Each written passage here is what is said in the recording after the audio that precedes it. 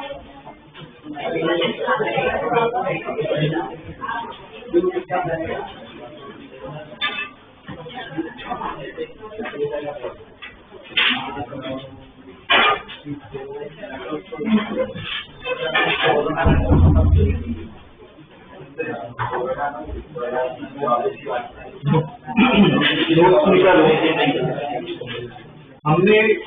एक टॉपिक आगे स्टडी किया था।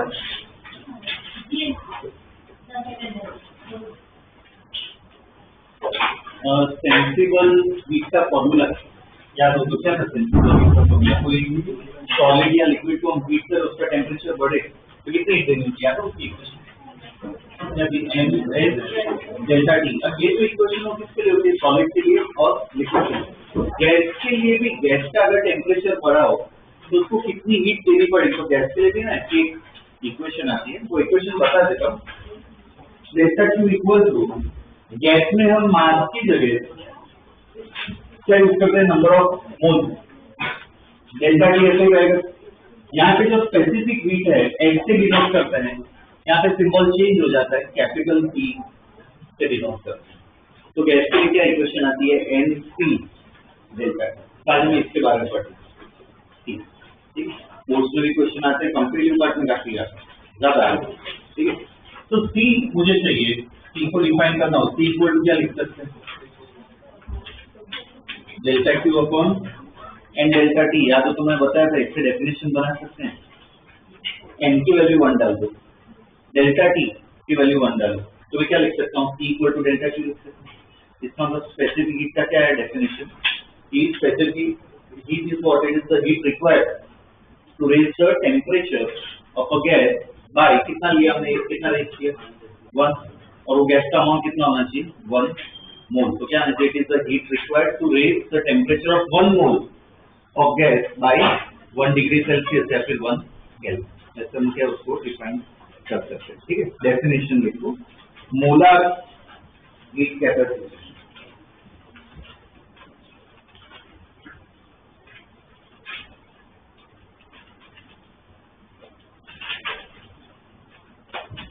मोलर हीट कैपेसिटी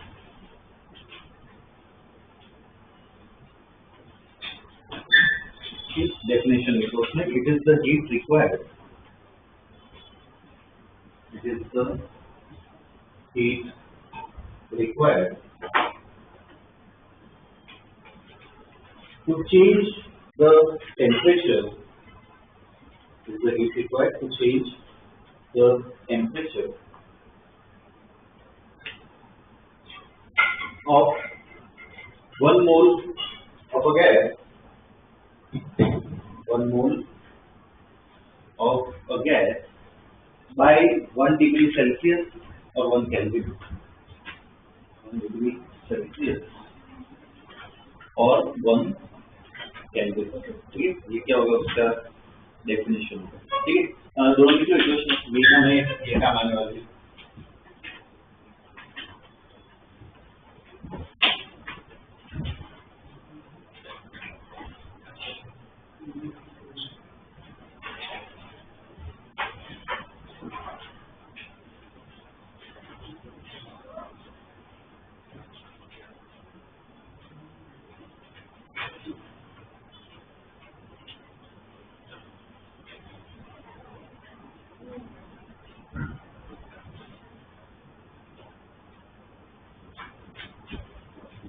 ऐसा यूनिट बता सकते हैं या? ठीक है, ऐसा यूनिट चाहिए। इसका क्या होगा? जूल। इसका क्या होगा? मोल। और इसका क्या होगा? केल्विन। तो ऐसा यूनिट क्या हो जाएगा? जूल केल्विन इनवर्स मोल। ठीक है ना, लिख लो ऐसा यूनिट।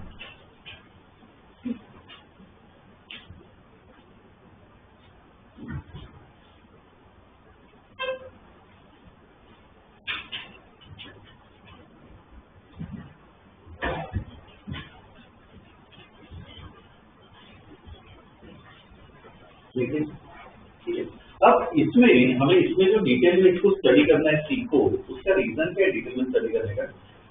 अगर सपोज मैं लिक्विड की बात करूँ तो लिक्विड के लिए जो एस होता है वो क्या होता है? फिक्स होता है। तो सॉलिड के लिए बात करें तो भी उसका एस क्या होता है, फिक्स होता है। तो गैस की अगर बात करें ना, तो गैस का ये जो सी है वो फिक्स नहीं होता। फिक्स होता है मतलब सपोज आइसोबारिक प्रोसेस कर रहा हूँ तो सी की कुछ वैल्यू आएगी, आइसोकोरिक प्रोसेस कर रहे हैं तो सी की वैल्यू अलग हो जाएगी, आइसोथर्मल कर रहे हैं और अलग हो जाएगी। हर एक प्रोसेस पे सी की वैल्यू डिपेंड करती है, ठीक है। तो वो हमें क्या है, वैल्यू निकालना, कितनी वैल्यू, ठीक है। इसके आगे लिखो, the value of C, the value of C depends on value of C depends on the thermodynamic process. Value of C depends on the thermodynamic process. ठीक है, प्रोसेस पे डिपेंड करता है। हमें जो डिटेल में स्टडी करना है, हमने डिस्कस किया था, हजारों प्रोसेस आते हैं, हर का थोड़ी लिखने जाएंगे। मेन है ना, दो ही ध्यान रखना है, एक आइसोबारिक का और आइसोकोरिक का, ये दोनों में पता होना चाहिए, ठीक है। आगे लिखो next definition, specific heat, specific heat at constant volume, specific heat at constant volume। उसका सिंबल होता है, ब्रैकेट में लिख लो, और ये सिंबल हर जगह यूज होगा, Pv।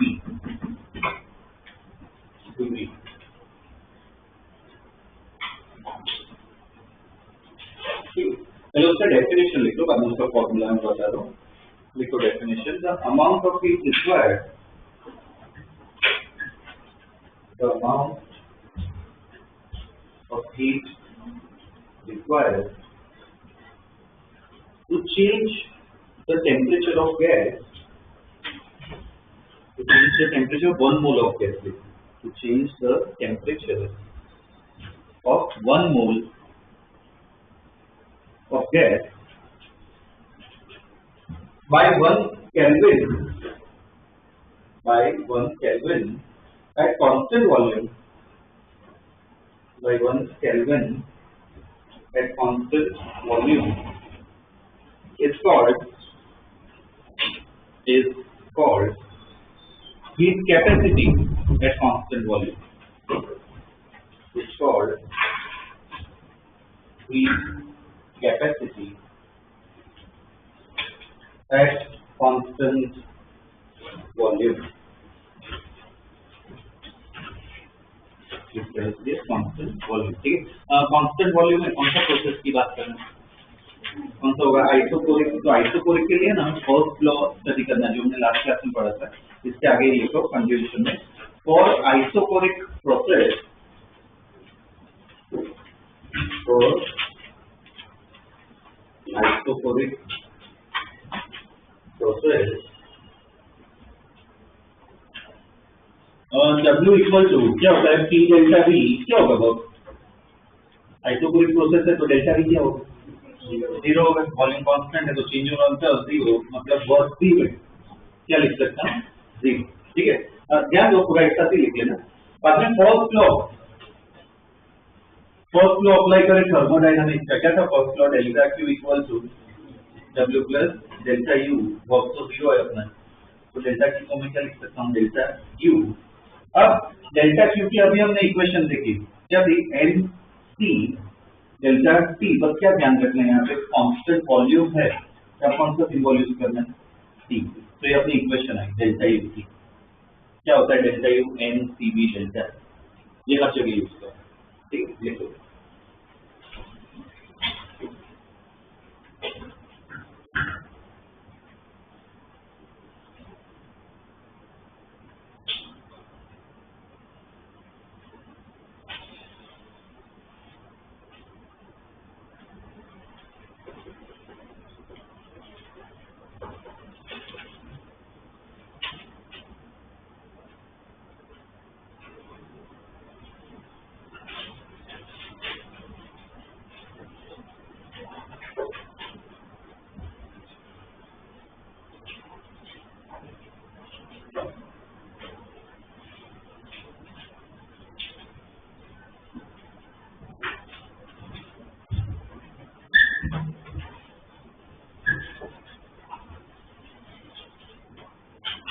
लिखिए। अब लिखो heat capacity eight constant pressure, heat capacity eight constant pressure, bracket में लिखो Cp, वो उसका सिंबल होता है Cp, ठीक है। सेम तरीके से डिफाइन करेंगे, उसमें बस क्या लिखा था कांस्टेंट वॉल्यूम, यहाँ पे क्या लिखना है कांस्टेंट प्रेशर, बाकी सेम ही है, पूरा डेफिनेशन सेम है, ठीक है। लिख लो डेफिनेशन अपने आप, सेम डेफिनेशन, बस कांस्टेंट प्रेशर डालना वॉल्यूम की जगह।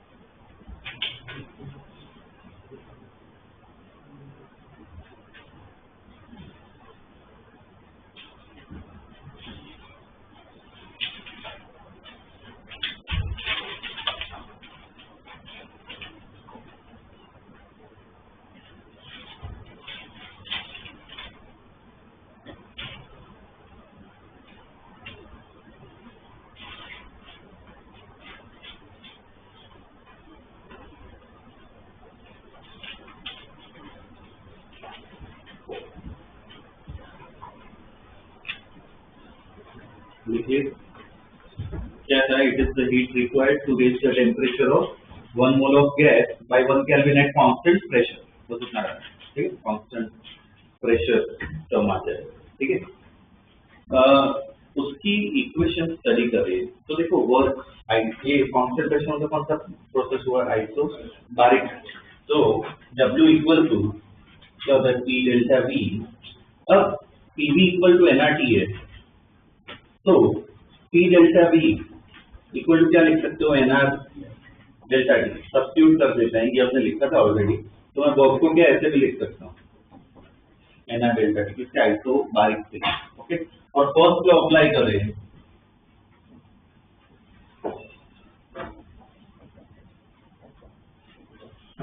डेल्टा Q, यहाँ पे हीट लॉस की इक्वेशन आएगी NCP डेल्टा T, अब वो लिखना है, ठीक है। NCP delta T equal to W क्या था NR डेल्टा T, ये डेल्टा U हमने लास्ट में ही देखा, अभी देखा क्या होती है उसकी equation, NCP delta T, NO delta T क्या हो गया, कैंसिल हो गया, तो एक और रिलेशन है आपका क्या होता है CP equal to CB plus R, ये रिलेशन आता है, मतलब CB तुम्हें पता हो तो CP अपने आप निकाल सकते हो, प्लस क्या करते हो बस R करते हो, ठीक है। ये रिलेशन क्या ना डिराइवेशन आ सकता है बोर्ड में, ओके। लेकिन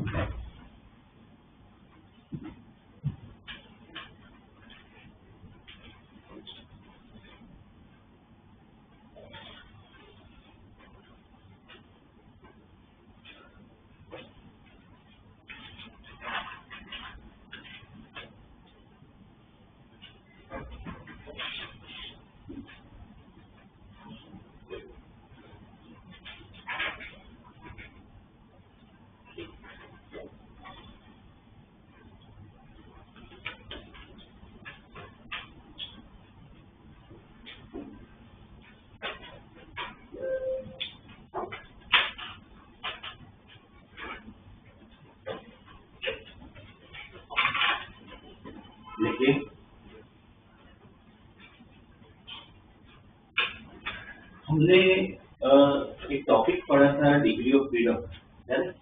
मोनोएटमिक गैस की अगर बात करें, मोनोएटमिक मतलब सिंगल एटम है, तो वो एक्स में भी मूव कर सकता है, वाई में भी मूव कर सकता है, जेड में भी मूव कर सकता है, हमें कितनी डिग्री ऑफ फ्रीडम होती है उसकी, वो सिंबल या तो एक्स का सिंबल यूज किया जाता है।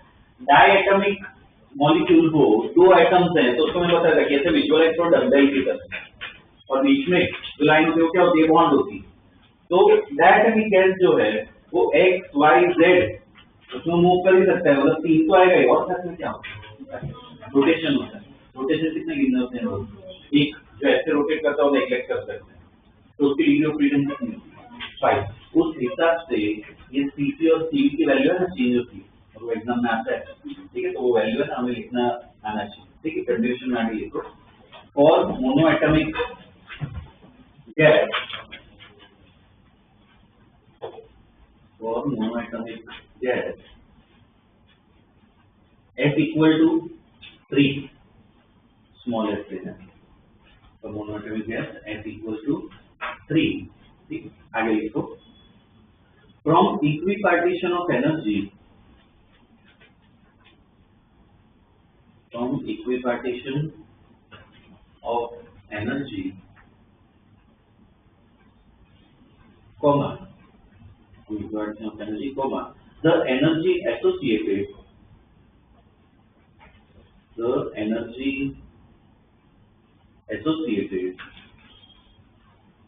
with each degree of freedom, the energy associated with each degree of freedom is, each degree of freedom is, क्या था यार, इक्विपार्टीशन भी पढ़ा था, कितनी होते हैं, is 1/2 kT, लिखो, is 1/2 kT,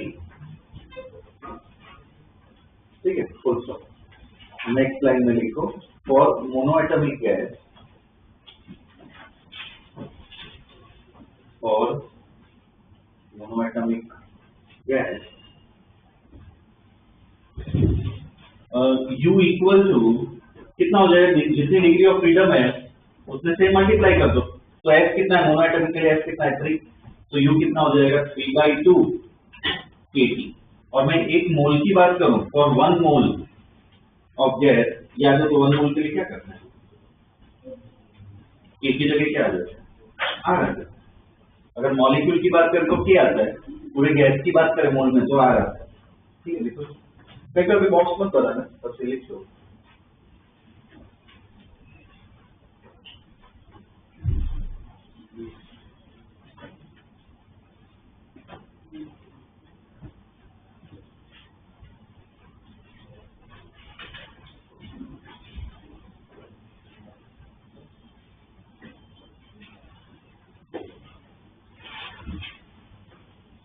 देखिए अब U इक्वल टू क्या है, 3/2 RT, तो डेल्टा U इक्वल टू क्या लिख सकते हैं, 3/2 R delta T। Delta U का भी हमने फॉर्मूला देखा, क्या होता है, NCV delta T equal to 3/2 R delta T। हमने N क्या 1 ले रखा है, 1 मोल ऑफ गैस, तो CV delta T equal to 3/2 R delta T, delta T cancel हो गया, तो CV की वैल्यू आ गई, कितनी होती है CV की वैल्यू, 3/2 R, ठीक है, ये CV की वैल्यू कितनी होती है, 3/2 R। CV चाहिए तो क्या था, CV plus R, 3/2 R plus R कितना हो जाएगा, CV 5/2, ठीक है।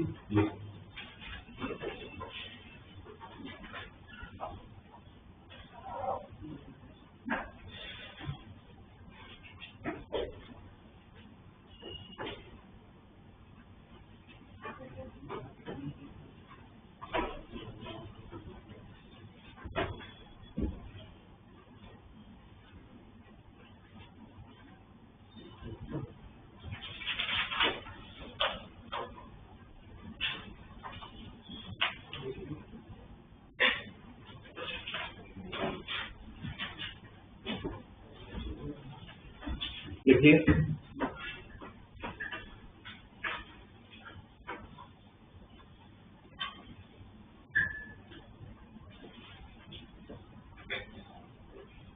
ये जो रेशियो है CP अपॉन CV कितना होगा, मन में ही करो, CP अपॉन CV कितना होगा,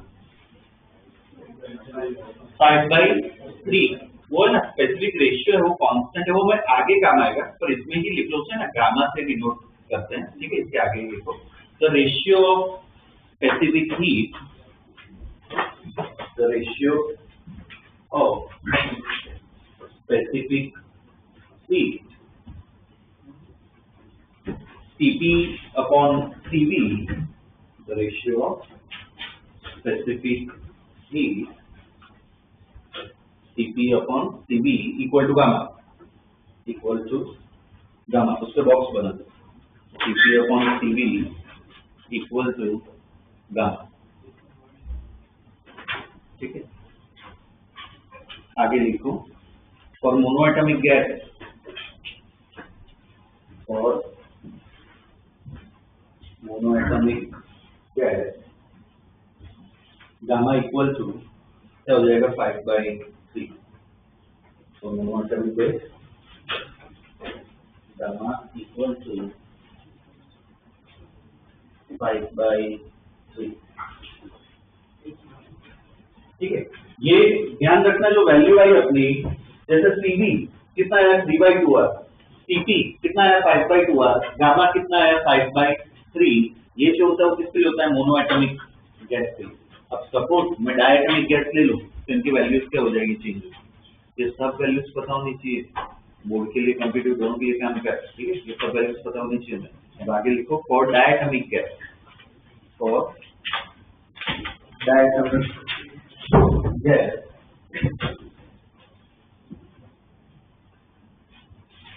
where the molecules are rigid,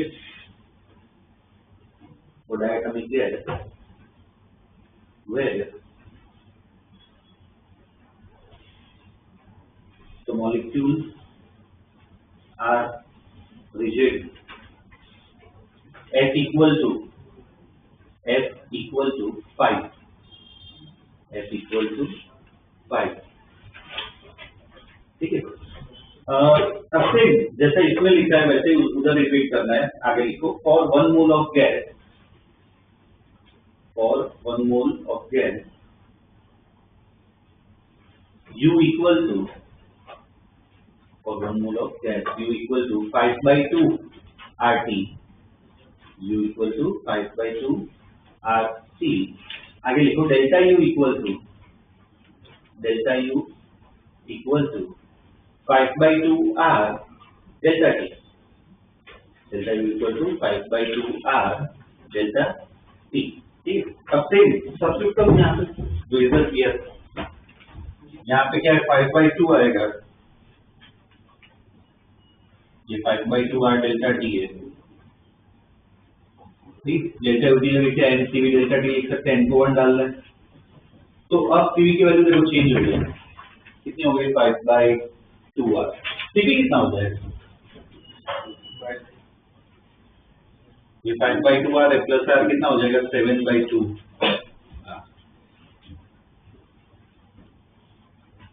equal to 7/2 R। Gamma equal to क्या होता है Cp/Cv कितना हो जाएगा,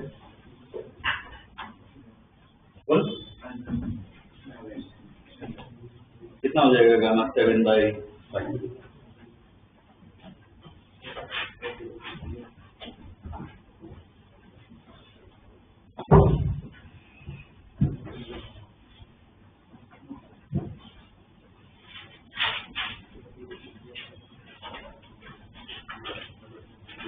देखिए अब जनरल फॉर्मूला बता रहा हूं, ठीक है, उसके बाद प्रॉब्लम्स पे आ जाएंगे।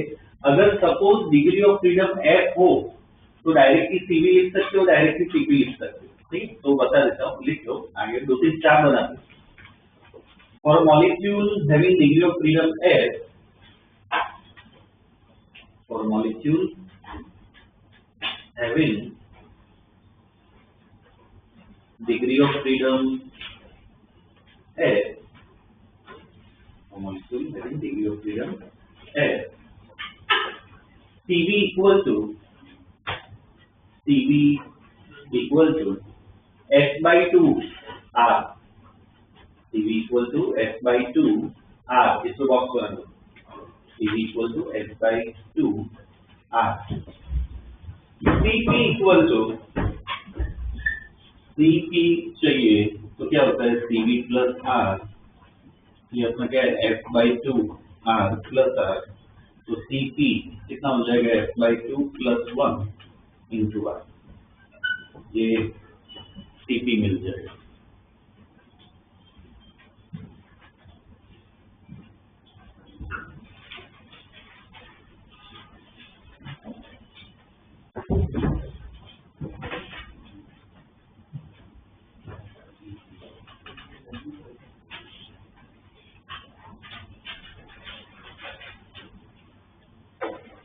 ओके, हमने दो प्रोसेस के बारे में पढ़ लिया था, कांस्टेंट प्रेशर वाला Cp और कांस्टेंट वॉल्यूम वाला Cv। इसके अलग अलग फॉर्मूला भी देखिए।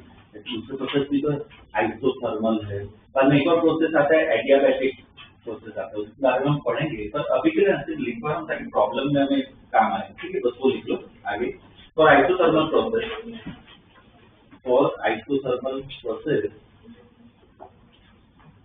Delta T for isothermal process delta T equal to क्या होता है, आइसोथर्मल प्रोसेस की बात करें तो डेल्टा T इक्वल टू क्या होता है, 0, टेम्परेचर चेंज नहीं होता है, ठीक है, delta T equal to 0।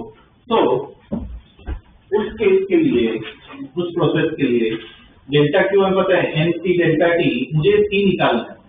C को इधर C ही रखते हैं, जैसे कांस्टेंट वॉल्यूम में हमने इधर V डाला, आइसोबारिक प्रोसेस हो तो P डाला, आइसोथर्मल हो कुछ नहीं डालना है, बस C लिखते हैं, हर बार अलग अलग सिंबल नहीं डालना है, ठीक है, सिर्फ C लिखना है।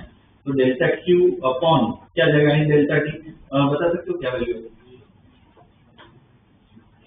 आइसोथर्मल प्रोसेस है, डेल्टा T 0 होता है, यहाँ पे 0 आ गया, नीचे 0 है ना, क्या होता है, इनफाइनाइट आ जाता है, तो उसके लिए C की वैल्यू क्या होती है, इनफाइनाइट होती है, ठीक है, देखो आइसोथर्मल।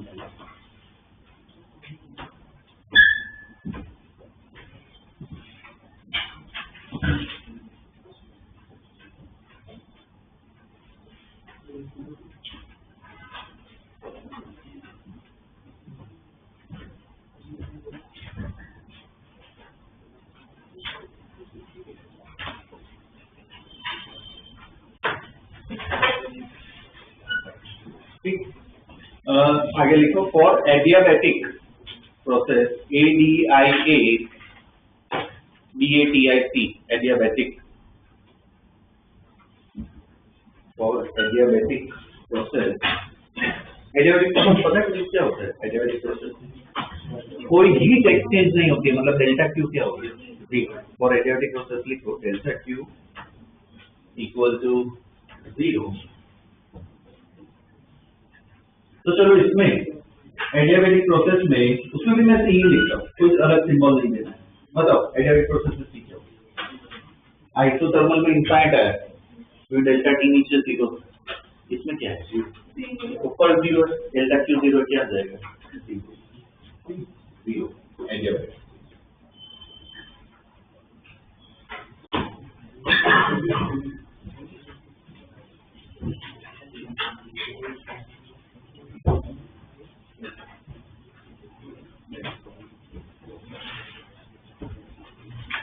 देखिए इसके बेस पे अलग प्रॉब्लम कर लेते हैं, ठीक है, पहले NCERT का प्रॉब्लम है वो कर लेते हैं।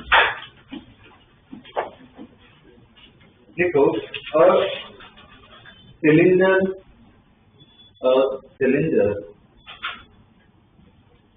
has a fixed volume,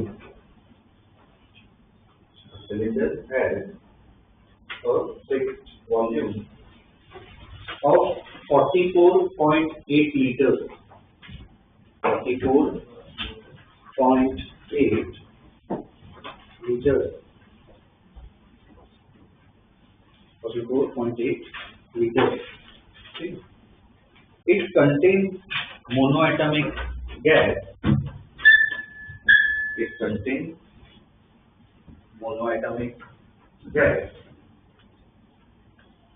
at 1 atm pressure. It contains monoatomic gas at 1 atm pressure.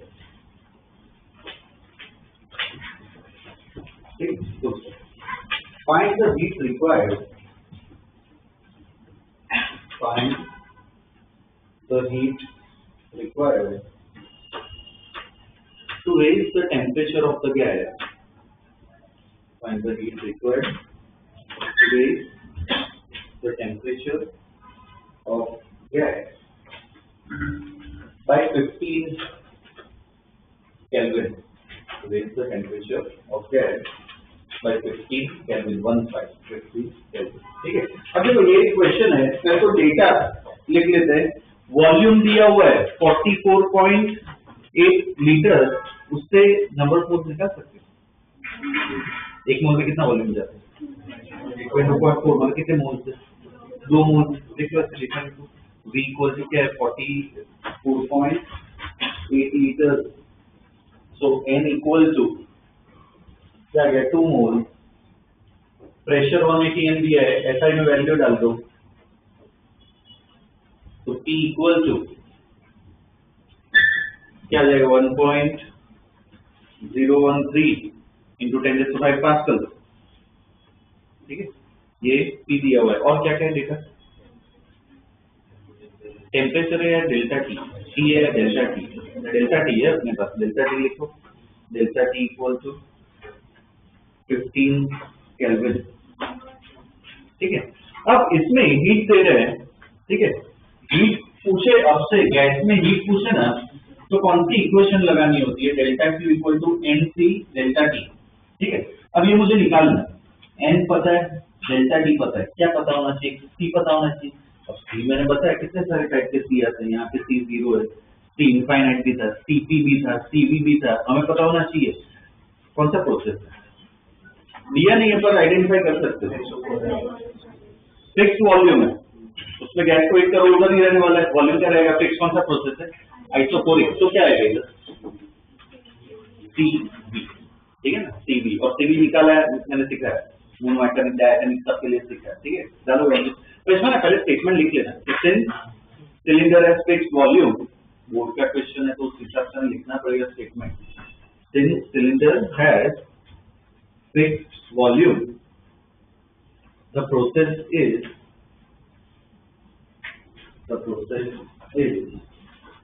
isochoric the process is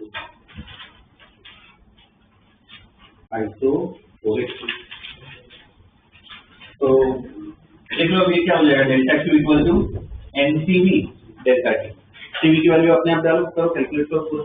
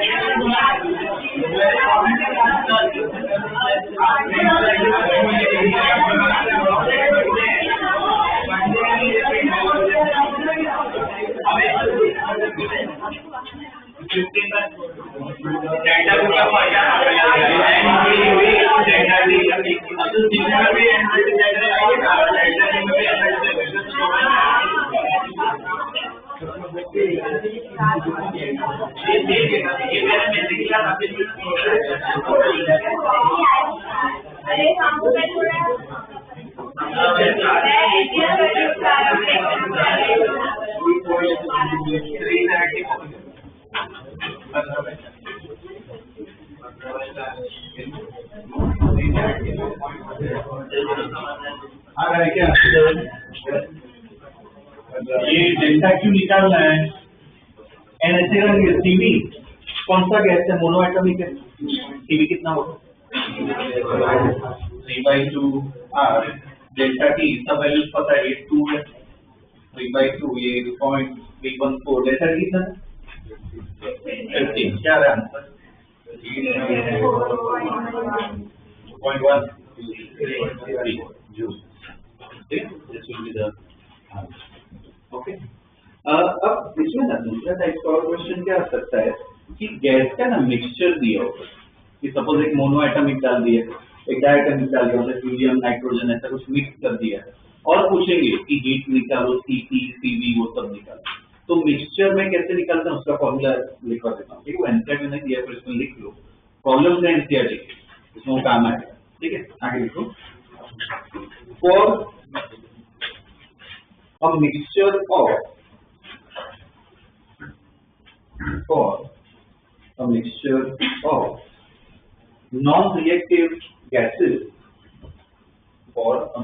of non-reactive gases, kept in a closed vessel,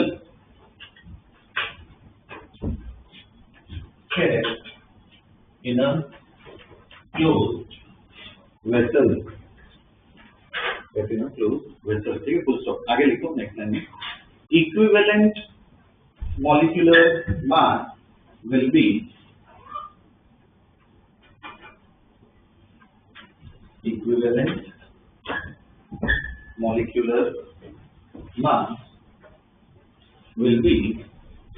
तो पहले का मास m1 है, दूसरे का m2 है, तो पूरे मिक्सचर का मुझे मास निकालना हो, मॉलिक्यूलर मास। जैसे सपोज मान लो वेसल में हीलियम है और ऑक्सीजन है, हीलियम का क्या होगा मॉलिक्यूलर मास? 4, ऑक्सीजन का कितना होगा? 16 या 32 O2 है, तो एक का कितना है? 4 है, दूसरे का कितना है? 32।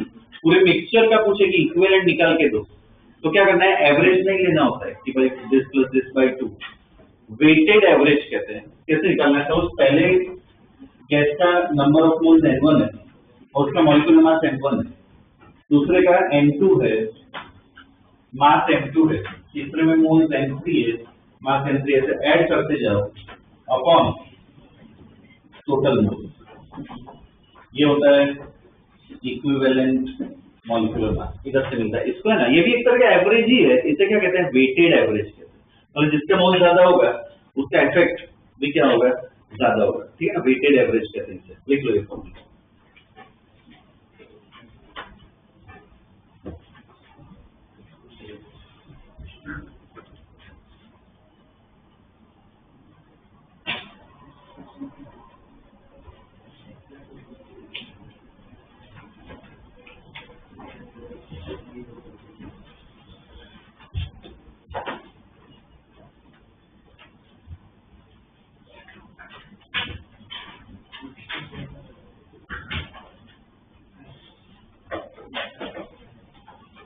देखिए अब ऐसे ही इक्विवेलेंट हीट कैपेसिटी, मतलब सीवी सीपी की वैल्यू भी निकालनी है, ठीक है, तो वो पूछ सकते हैं कि आगे लिखो इक्विवेलेंट हीट कैपेसिटी, इक्विवेलेंट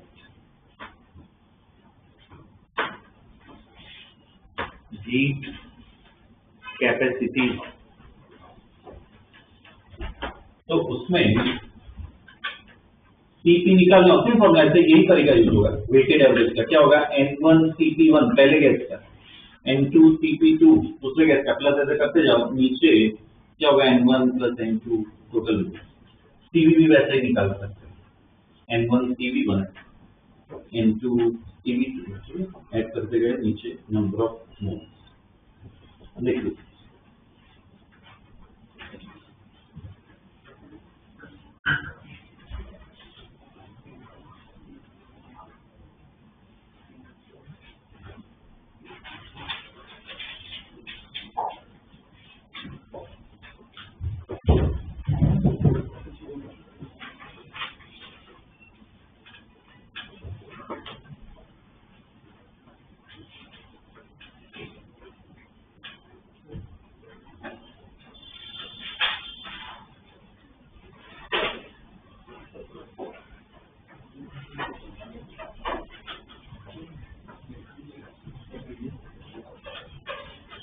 लिख लिया, ये इक्विवेलेंट सीपी सीवी निकाल सकते हैं। गामा पूछे तो देखो ध्यान रखना, गामा के लिए है ना, ये सेम तरीका ऐसा मत यूज करना कि N1 gamma 1 plus N2 gamma 2 मत करना।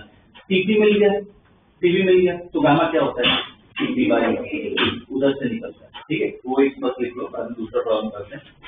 Equivalent gamma, equivalent gamma is obtained, equivalent gamma is obtained from equivalent CP and CV. Equivalent gamma is obtained from equivalent CP and CV. ठीक है, ये इसके लिए इस पे प्रॉब्लम्स करते हैं, ठीक है। लिखो question, 1 mole of monoatomic gas, 1 mole of monoatomic gas is mixed with 1 mole of monoatomic gas is mixed with 3 moles of a diatomic gas, is mixed with 3 moles of diatomic gas. Diatomic gas. Full stop. What is the specific heat capacity of the mixture? What is the specific heat capacity of the mixture at constant volume? Specific heat capacity of the mixture at constant volume. At constant volume, ठीक है। इसमें मतलब data अगर देखें, एक क्या है monoatomic है, दूसरा डायटॉमिक है। पहले केस का मुझे होता है N1 कितना मोल दिया, N1 इक्वल टू डेटा लिखिए, N1 क्या होगा, कितना दिया 1, N1 इक्वल टू 1। CP निकालना है, CV निकालना है, कौन सा वॉल्यूम दिया ना, तो CV1 मोनो एटॉमिक गैस है, N1 तो चलो 1 लिखी है, 1 मोल दिया हुआ है। CV1 कितना मोनो एटॉमिक गैस है, अभी लिखा है ये पता होना चाहिए कितना होगा, 3/2 R। CV1 इक्वल टू, ठीक है, तो पहले डेटा लिखो, N1 equal to 1, CV1 equal to, CV1 अपना कितना होगा 3/2 R। दूसरा जो गैस है वो क्या डायटोमिक है, कितने मोल्स हैं उसके 3, तो N2 इक्वल टू 3, CV2 बोलो, डायटोमिक को तो क्या होता है 5/2 R, ठीक है। और कौन सा ये फॉर्मूला लगा सकते हैं इक्विवेलेंट CV का, क्या हो जाएगा equivalent CV N1 CV1 plus N2 CV2 upon 2 ही है तो N1 प्लस N2। चलो सॉल्व, आर की वैल्यू लास्ट में डालना, याद है फाइनल आंसर, आर की वैल्यू लास्ट में डालना।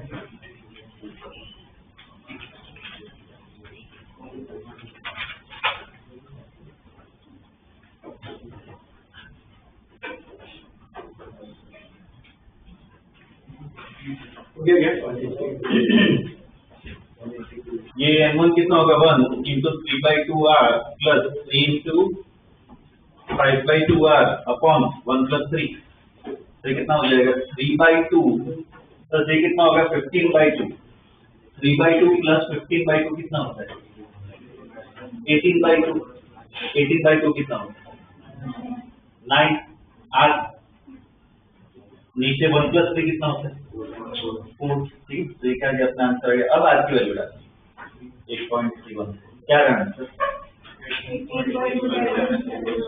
18.7, ओके। यूनिट क्या है इसका, यूनिट अभी देखो joule mole inverse kelvin,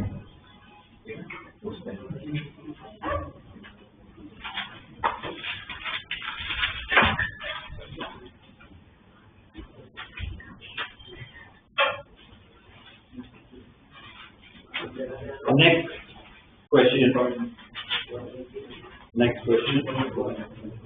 one mole of monoatomic gas, one mole of monoatomic gas is mixed with 1 mole of diatomic gas.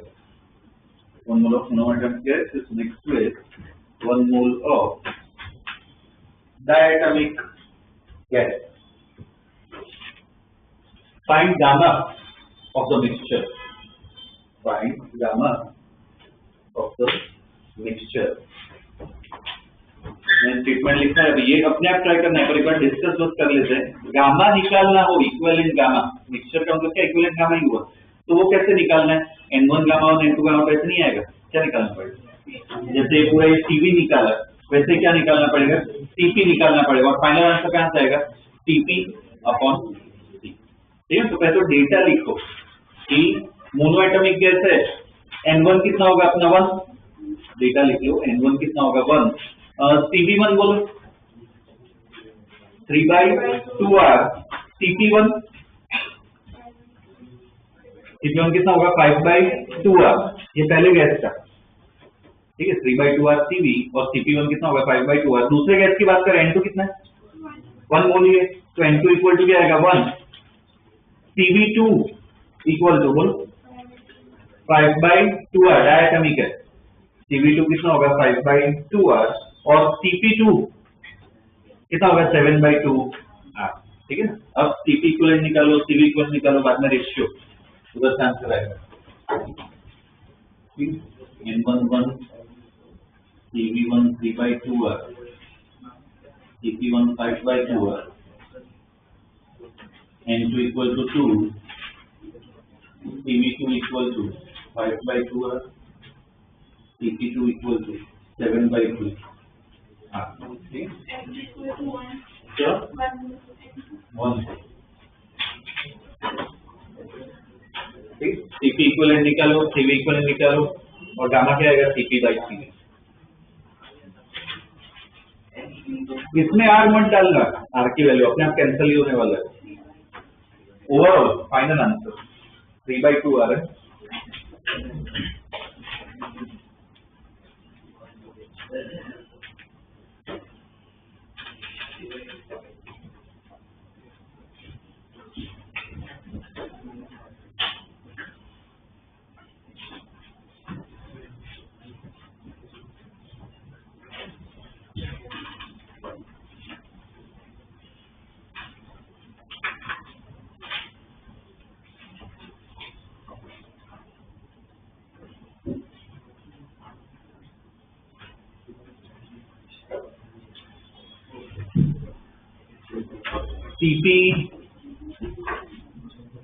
Cp कैसा आएगा N1 Cp1 plus N2 Cp2 upon N1 plus N2, तो Cp कितना है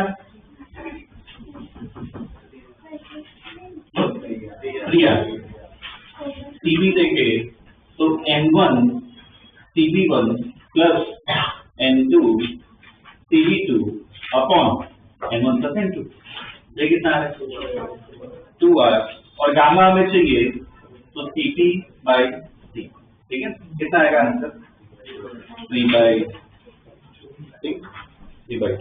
that will be the answer. ऐसा ही बस ये लिख लो, ये क्वेश्चन था, लिखो एग्जाम AI कैपिटल में पूरा AI उसका था AI मतलब उसका फुल फॉर्म, JEE का फुल फॉर्म क्या होता है, जॉइंट एंट्रेंस एग्जाम। AI का फुल फॉर्म क्या होता है, all India engineering entrance exam. फर्क कुछ नहीं है, बस नाम में फर्क है। AI कभी भी आए ना, मतलब ऐसा मानना JEE मेन है, नाम अलग था, जब मैंने मेरे टाइम पे दी थी तब नाम क्या था AI, अब JEE मेन हो गया, बस नाम चेंज हुआ, लेवल जो है एग्जाम का सेम ही, मतलब AI मतलब समझना कि JEE मेन का है। सिर्फ IIT लिखा हो ना तो फिर मानना कि एडवांस है, ठीक है, नाम का बस फर्क, ये है IIIE का क्वेश्चन, ठीक है। नेक्स्ट देखो question, gaseous mixture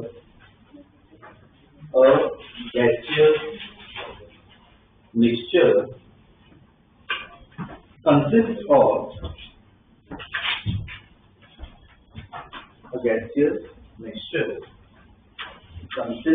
of 16 grams of helium, 16 grams of helium and 16 grams of oxygen,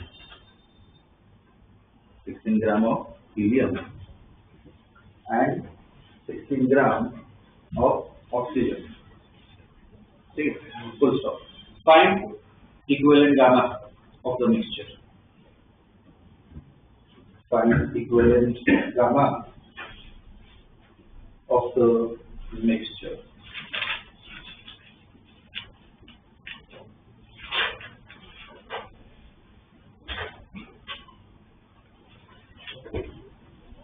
करो ये ट्राई।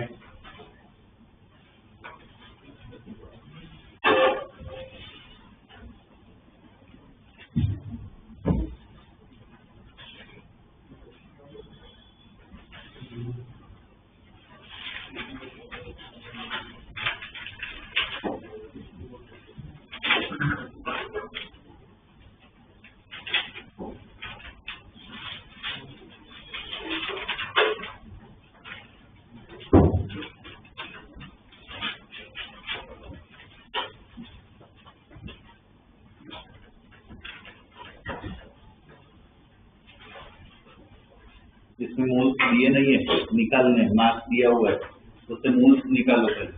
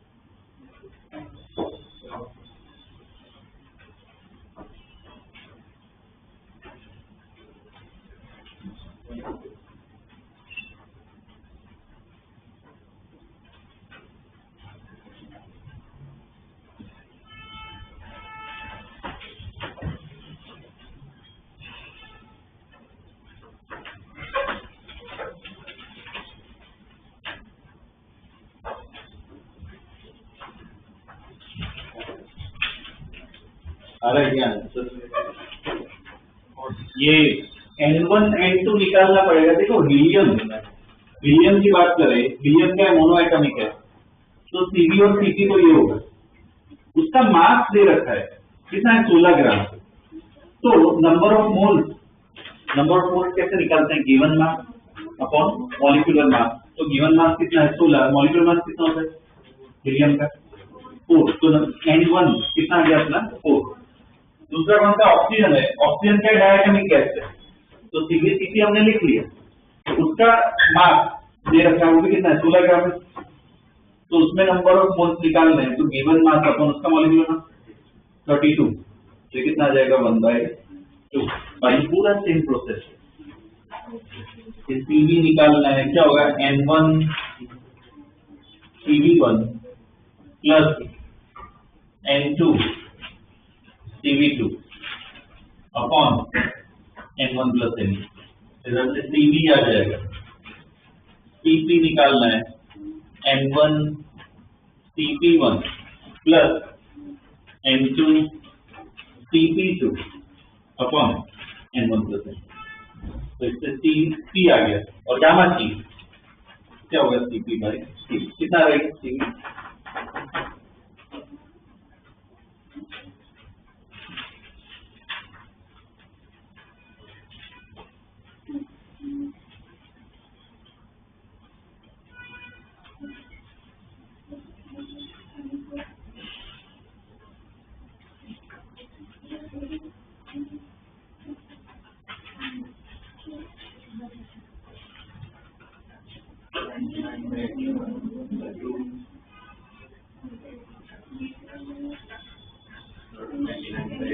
ये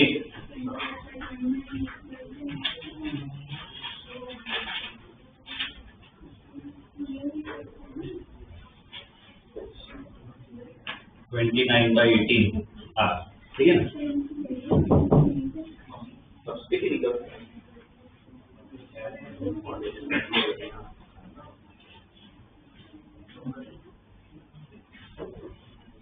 ये कितना आ रहा है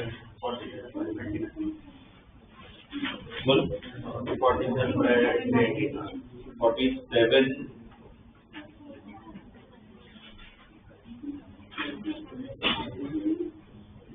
47/18 R, ठीक, ये CP है। तो गामा क्या है, CP/CV, ये दोनों का रेशियो है, तो क्या आएगा आंसर 47/20, ठीक है। ये अपना फाइनल आंसर है 47/29, ठीक है। जिसका फाइनल आंसर ये आया ठीक है, वेल एंड गुड, सही है। जिनका गलत था तो देखो कहाँ पे गलत था, कैलकुलेशन मिस्टेक की थी, एन निकालने में गलती की थी, कहाँ पे गलती होती है, ठीक है ना, वो हमें पता होना चाहिए। ओके, ये क्वेश्चन भी लिखो है ट्रिपल का था।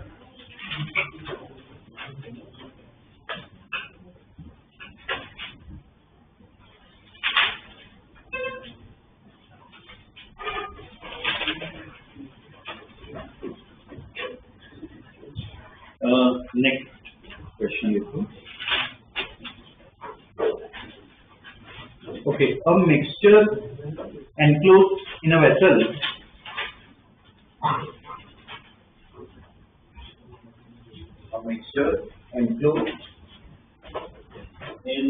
vessel contain 1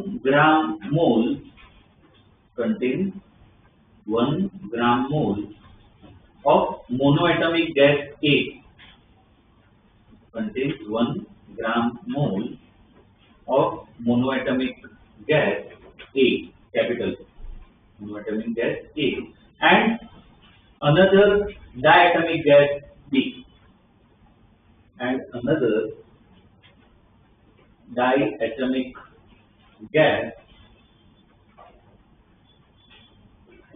diatomic gas B. Full stop. Find number of gram moles of B. Find number of gram moles of B if gamma of the mixture is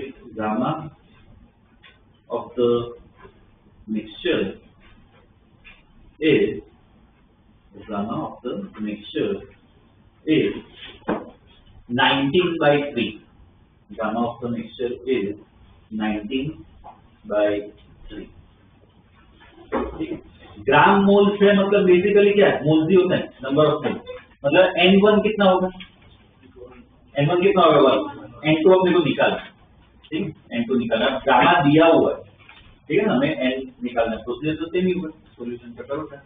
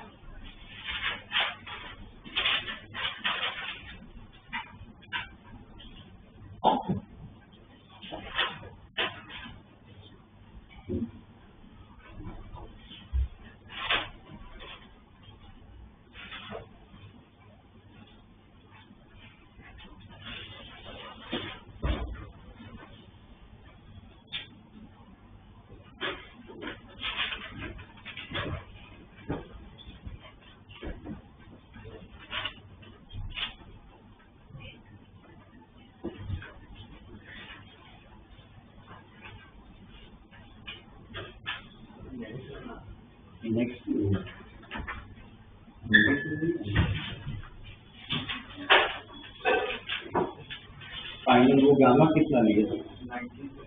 19/13। ये गामा 19/13 है, 19/3 नहीं है, 19/13 है, 13।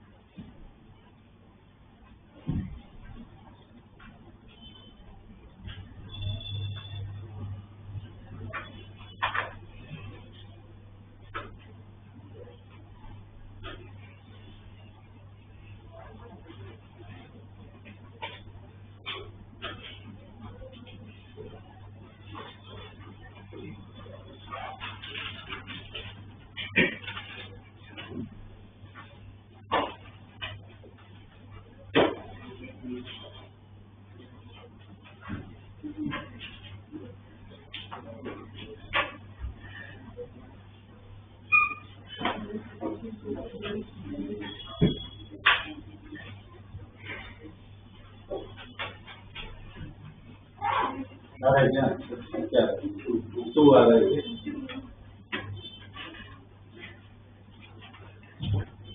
सॉल्व करते हैं।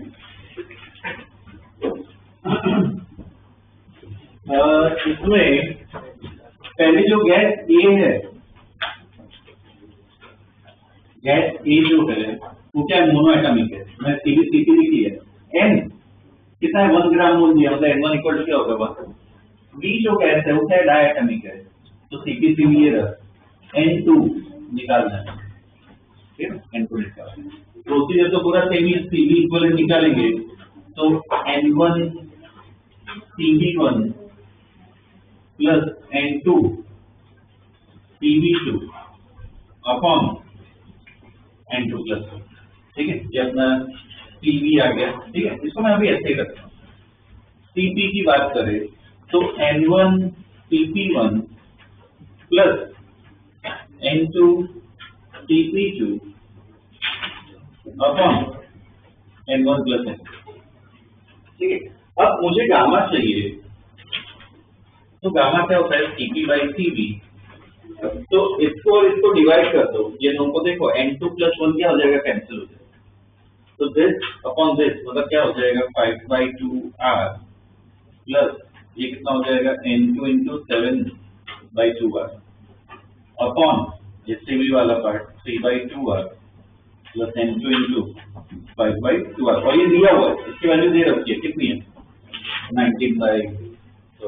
R भी देखो कॉमन है, 2B यहाँ पे कॉमन है, बाहर आ जाएगा, सिंप्लीफाई करो तो क्या हो जाएगा? 5 प्लस और कितना है? 7 into नीचे कितना होगा? 3 प्लस 5 into, ठीक है ना, ये R/2 आ जाएगा, कॉमन है, कैंसिल हो गया, इक्वल टू 19/30। क्रॉस मल्टीप्लाई करके सॉल्व करो, N2 आ जाएगा, कितना रहेगा?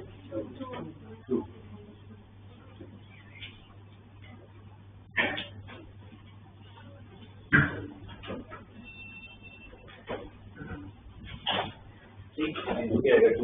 इसमें थोड़ा सा चेंज कर दिया, ठीक है ना, गैस तो पूछा था, गामा दिया था, ठीक है ना, ये क्वेश्चन IIT का।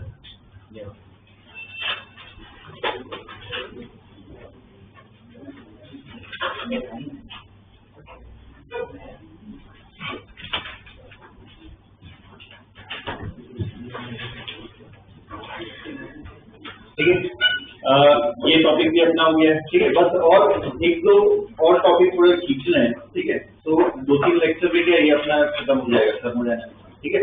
और कल की मैं देखा ऑसिलेशन की क्लास में काफी कम स्टूडेंट्स आ रहे हैं, टाइमिंग का इश्यू है, क्या है, 2 बजे तो एटलीस्ट आ पाओगे ना? रेगुलर में मैं यही रखने वाला, थर्मोडायनामिक्स 2 बजे ऐसा हो तो वो ले लेते हैं, ऑसिलेशन कर लेते हैं, ठीक है। तो उसमें क्या अटेंड कर लो, एग्जाम में आ जाएगा।